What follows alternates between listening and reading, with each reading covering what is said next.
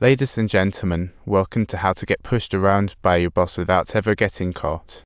Instantly infuriated, the cold-blooded editor-in-chief stormed out, hissing like a snake, echoing through the hallway.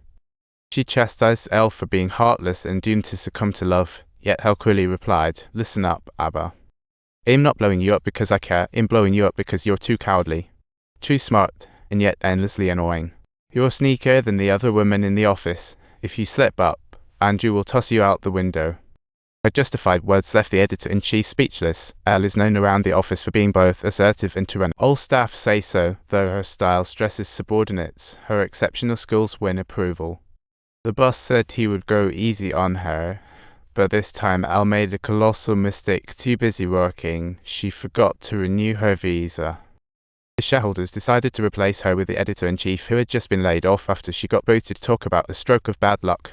He is the sole individual in the building who has sufficient experience. Please, Mona, don't let this happen. At that moment, Nicole unexpectedly barged into the office. Seeing Nicole, Elle had a spontaneous idea and stumbled over her words. I think you should know, we're getting married." "Who's getting married?" Anai's getting married." "Yes, we're sprinting down the aisle." Although the boss was a bit shocked, he was still happy for Elle. As long as they registered quickly, she'd secure her new identity. "Thanks, ladies." "Surely, thank you." Before Nicole could explain, Elle yanked her back to the office. "I'm not marrying you."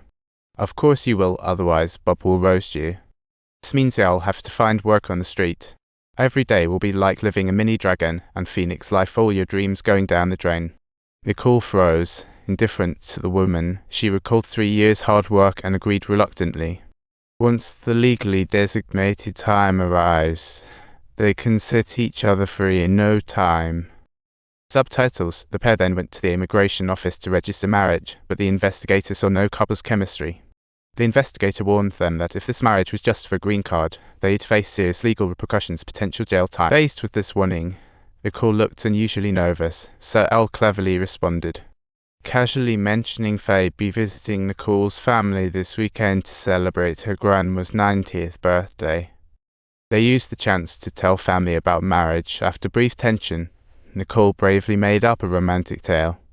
"We've been frequently working late together, and I simply couldn't help falling for her." Though their performance barely passed muster, the investigator reminded them that they'd be asked about their love story separately in a week. "If you slip up, they might end up being locked up."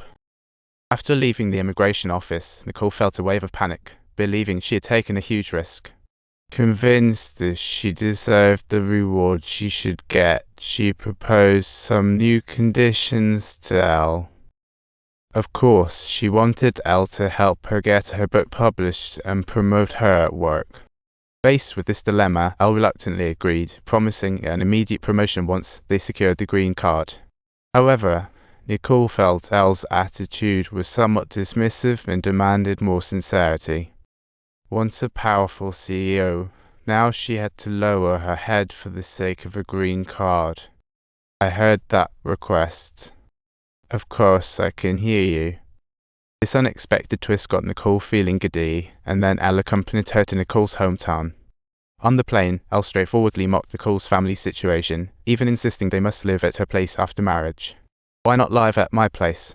"Because I live on Central Park West, and you probably live in a cramped little dot. There are a great number of yellow turtles."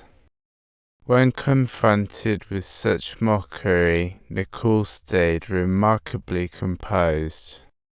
After 3 years together, she was used to Elle's quirks. However, at that moment, Elle felt a twinge of anxiety. She had no idea how to face Nicole's poor relatives.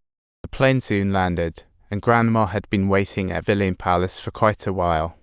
As soon as they saw the two, Nicole's mum greeted them with a warm welcome.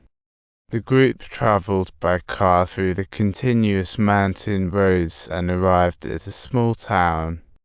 Soon, a strange sight caught Elle's eye. All the shop names started with Nicole's last name. "Elle, please don't do this.